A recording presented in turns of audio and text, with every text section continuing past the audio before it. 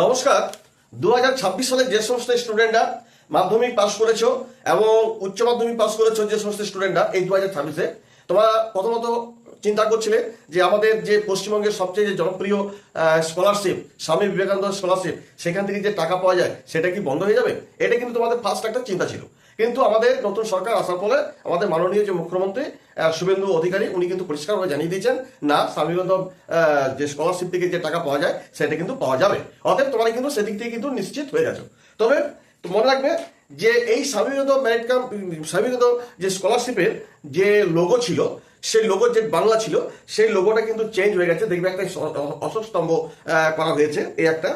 আরেকটা হচ্ছে এই যে স্বামী বিবেকানন্দ যে স্কলারশিপটা একটু নাম একটু হলো চেঞ্জ হয়েছে, সেটা যে Swami Vivekananda merit cum means scholarship, এটা কিন্তু একটা নামটা দেওয়া হয়েছে। তবে নামটা একটু হেরফের হলো, তোমরা যে টাকা পাচ্ছ সেদিক থেকে তোমার কিন্তু নিশ্চিত।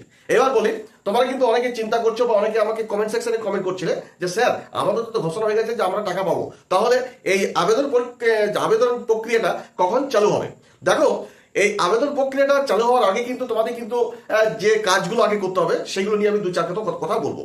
আবেদন প্রক্রিয়া এখন চালু হবে না, তার কারণ হচ্ছে যারা মাধ্যমিক পাস করেছো তোমরা ক্লাস 11-এ ভর্তি হবে এবং 11-এর যে স্লিপটা, যে রসিদটা, সেটা কিন্তু লাগবে।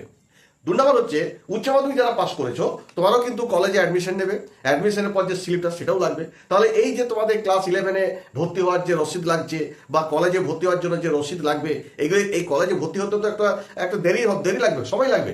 সেই সময়গুলো আগে তোমাদের হয়ে যাক কাজগুলো, তারপরে মোটামুটি তোমাদের ধরে নাও এই যে তোমাদের Swami Vivekananda merit cum means scholarship এর আবেদন প্রক্রিয়া কিন্তু চালু হয়ে যাবে।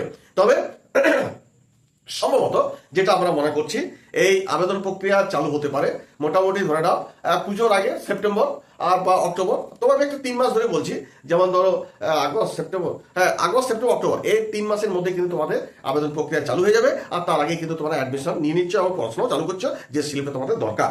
এবার একটা ভাইটাল আমি একটা কথা বলি, তোমাদের আগে কি হতো, ব্যাংক অ্যাকাউন্টের যে নাম্বারটা লাগতো আর কি, টাকা তো ব্যাংকে পাঠানো হতো, তো সেই ব্যাংকে যে পাঠানো হতো অনেক সময় অনেক রকম ভুল ভ্রান্তি হতো। তুমি হয়তো ফর্ম ফিল যে অ্যাকাউন্ট নাম্বার একরকম দিলে, আবার IFSC code number, branch number, এগুলো কিন্তু তখন দিতে হতো। কোনো কারণে একটু যদি ভুল হয়ে যেত তাহলে কিন্তু তখন কিন্তু টাকা কিন্তু আর ঢুকতো না বা খুব অসুবিধা হতো। এখন কিন্তু বর্তমানে নতুন যে সরকার, বিশেষ করে আমাদের মাননীয় মুখ্যমন্ত্রী শুভেন্দু অধিকারী, উনি কিন্তু পরিষ্কার বলে দিয়েছেন যে তোমাদের যে ব্যাংকে আধার লিঙ্কটা আছে, যে ব্যাংকে তোমাদের আধার লিঙ্কটা আছে, অ্যাকাউন্টের সঙ্গে যে আধার লিঙ্কটা আছে প্লাস ডিবিটি, এই লিঙ্কটা কিন্তু অবশ্যই থাকতে হবে, তাহলে কিন্তু তোমাদের টাকা কিন্তু সরাসরি চলে যাবে। তো যে সেই জন্য বলবো, প্রত্যেকটা স্টুডেন্টকে বলবো যাদের ব্যাংক অ্যাকাউন্ট নেই তোমরা অবশ্যই কিন্তু আধারের সঙ্গে লিঙ্ক করে ব্যাংক অ্যাকাউন্ট অবশ্যই করে নেবে এবং সঙ্গে সঙ্গে সেটা ডিবিটি যেন লিঙ্ক থাকে, এটা কিন্তু তোমার খেয়াল রাখতে হবে। এটাই হচ্ছে মেন। তারপরে পরবর্তী ক্ষেত্রে যা তোমাদের ডকুমেন্টসগুলো লাগবে সেগুলো তো অবশ্যই বলে দেবে, তখন আবার একটা ভিডিও করে তোমাদের জানিয়ে দেবো। মোটামুটি যেগুলো এখন দরকার, এইটা কিন্তু ব্যাংক অ্যাকাউন্টটা কিন্তু আধার কার্ডের সঙ্গে লিঙ্ক রেখে ডিবিটি লিঙ্কটা কিন্তু অবশ্যই করে নিও। যাই হোক, এই বলে আপাতত ভিডিওটি এখানে শেষ করব।